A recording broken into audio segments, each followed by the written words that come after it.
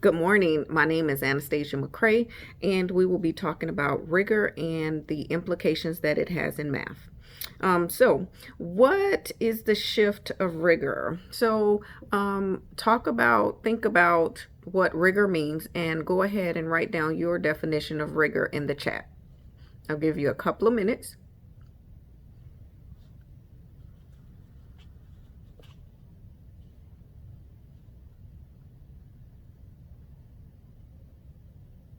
Good. How have you heard this word rigor being used in your school district? In your school, in your school district, as you talk to your colleagues? What are some things that you notice that are a common thread when you talk or when you hear people talk about rigor?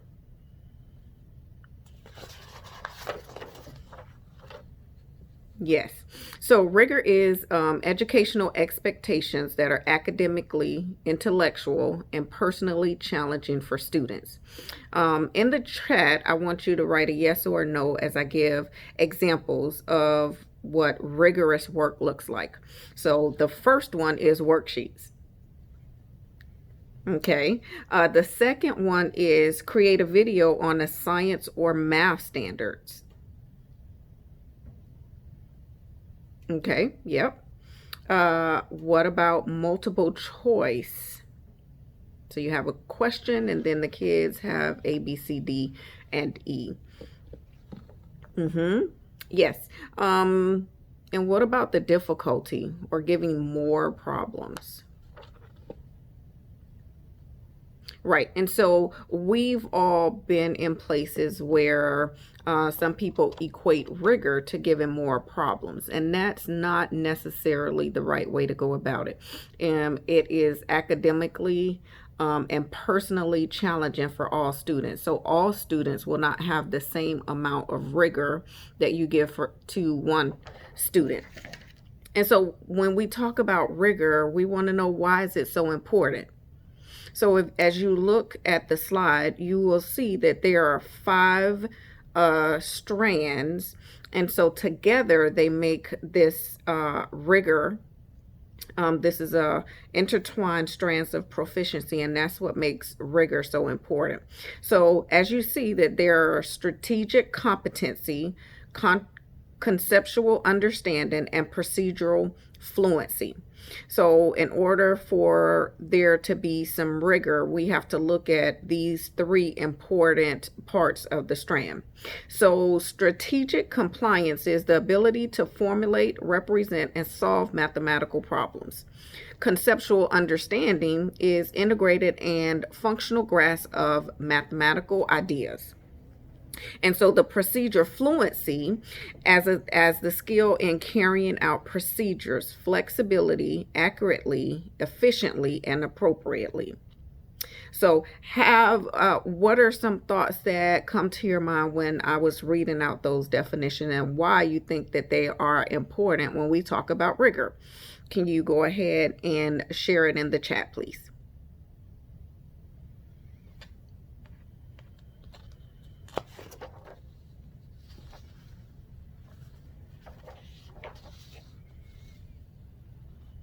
Right. They are integral part of rigor, because the kids need to be able to formulate and represent problems. They need a clear understanding of what is being asked of those problems. They need an understanding of what strategy they can use to solve the problem, and the flexibility and the efficiency part of math and solving problems. Okay, so it says rigor refers to deep, authentic command of mathematical concept, not matching math harder or introducing topics at earlier grades. So looking at the picture and the caption, what do you notice? So you can go ahead and share out, and then I'll tell you what some of the things that I noticed when I was looking at this slide and why I chose this slide. Yep, I see some of the chats. Yep. So I see a student on a ladder, And each step, it's getting more rigorous and rigorous. So it's not getting harder, but it's getting more rigorous. So you get deeper into the standard as your rigor increases. And that is what I took from this picture. And so the three-legged stool is what we just talked about before. It's the conceptual understanding, the procedural skill and fluency, and being able to apply the conceptual with the procedures, okay? And so all three legs are needed for true rigor to occur. If you take one away, then we fail students. Students need the conceptual understanding of why we need this, procedural skills and fluency of how we do this, and the application is putting or bringing both of them together or completing something. And kids need to be able to think conceptually and then be able to apply it to what they're doing in class. So what we're going to do is we're going to take a standard. We're going to look at the three-leg stool and apply it to different standards. And so what I have done is got three different standards and aligned them with the conceptual, the procedural, and the applications. And so what I want you to do as you look at this slide, I want you to look at the key verbs in each standard. So I want you to look at the key verbs in each standard, and I want you to write them in the chat. So 3 NSF1, 5 NBT5, and 7 NS3. So I want you to look at, read, digest the standard, and then I want you to circle the verb or write it in the chat.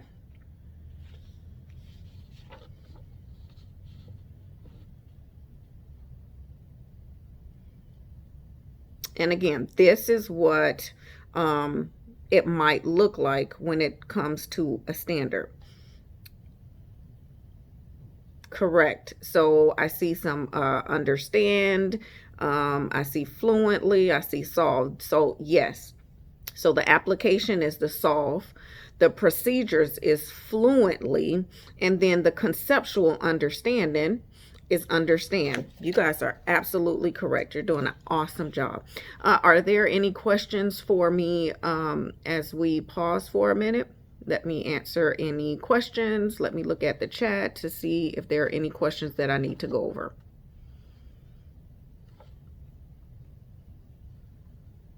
Okay, we're all good. So now is the time where you're going to work on a couple of problems by yourself, and then we're going to come together and then we are going to debrief.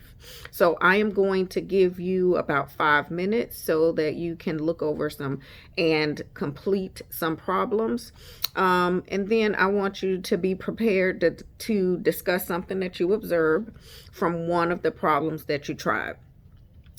What does it look like when you are asking students to work on procedure skills and fluency, conceptual understanding, or application? So I'm going to give you about 5 minutes. Your problems are on the slide, and so I will set the timer, and we will reconvene in about 5 minutes. I'll give you a minute warning.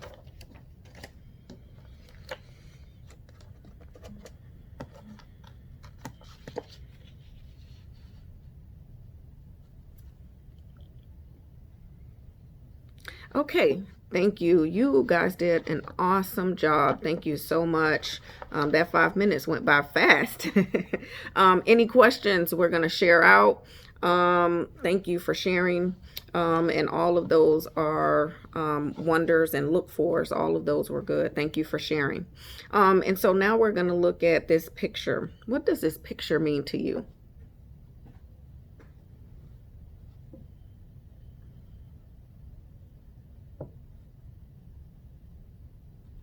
Yeah, we got a lot of good meaning in the chat.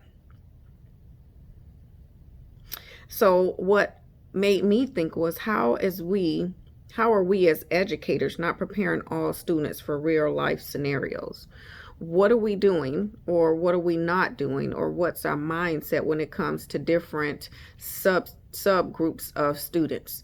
And so we've all heard that kids will rise to the occasion that their teacher puts them. So we need to have high standards for all kids, not just high performing kids, but for all kids. And so we need to be mindful that all kids can't be at a 85% proficiency. But what is that child's best that they can do? And again, our thought process, our background knowledge, our experiences, we bring those to our classrooms. And the same is true for students. So their background experiences, their thought process, their background knowledge, they bring that into school too. And so just being open-minded, thinking outside the box, and truly trying to do what's best for all students. And so we can put in any word that we want to in the brackets, but it's not okay for kids just to rely on rote skills and procedures, because they are not going to have the understanding that they need in higher grades. So as elementary teachers, it is imperative that we make sure that kids have a deeper understanding of why, or how to get to the correct answer, so that they can have some meaningful a meaningful experience with learning and understanding a standard.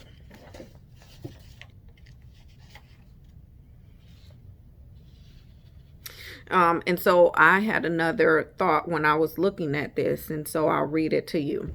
Trying to baby low students and not exposing them to grade level skills or standards will always keep kids behind, or deepen the gap, not close the gap. And so that's true. If we never expose kids to grade level material or grade level standards, we are doing them a disjustice. And so we need to make sure that we expose them to grade level materials, grade level standards, but meet them where they are. So the goal is, if the grade level standard is here and they are here, we are still exposing them to grade level material, but we're teaching them on an instructional level here. And so we are helping to facilitate that gap, so to close the gap. And so we must make sure that all kids have the exposure to grade level material. Okay, so the commitment to racial equality, racial equity. And so describe what racial equity means to you as an educator, and ways that you have championed racial equity in your work. So this is such an involved question that we're just going to popcorn around, and everybody will get a chance to go. So who wants to go first? And when that person finishes, someone else can jump in, and then I will jump in at the end, so that we can have some more discussion about this.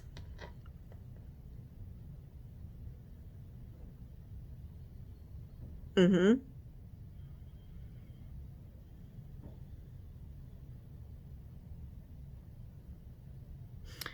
Good. So racial equity, it just means that we are treating all kids of all different races the same, so that kids of different backgrounds have the same equity, have the same learning experiences that all students need. And so what I did in my class, first of all, kids want to feel that they are respected. They want to have voice and choice in what they do to a certain extent in the class. And so I was a big component on centers so that they could choose what they wanted to do first, second, and third. And so this gave kids a lot of confidence within math. And so it was very eye-opening for some of my teammates and even my administration, because I had the lower kids, and most of the time they were behavior problems. But in my class, they were not behavior problems. I gave them the flexibility to do what they wanted to do as far as choosing which center they go to first. I gave them the flexibility of sitting all around the class. And so little things like that make them feel empowered, and it's building a climate, a trust climate within the classroom. So I have championed for racial equity, and by starting with my kids inside my classroom. And so having administration come to me and say, wow, these kids that last year they were getting referrals, or they were just in a lot of trouble, and now that they're in your class, what are you doing differently? And so being able to have open and honest conversation with my administrative team, and then having teachers, whether that's new teachers or seasoned teachers, to come in my classroom and look at the classroom management that I had, the centers that were going on. And so I want to make sure that all students have, that we are teaching all students what they need for when they go out into the real world. And so that is a passion of mine. So I will leave you with, what can you do when you go back to your school? What can you do when you go back to your classroom? What are some different ways that you can bring voice and choice into your classroom and make it equitable for all students? And then think about, what are your next steps? So if you have any questions, I will stick around and answer any questions. If not, it was such a good morning, and I look forward to seeing you again. Thanks.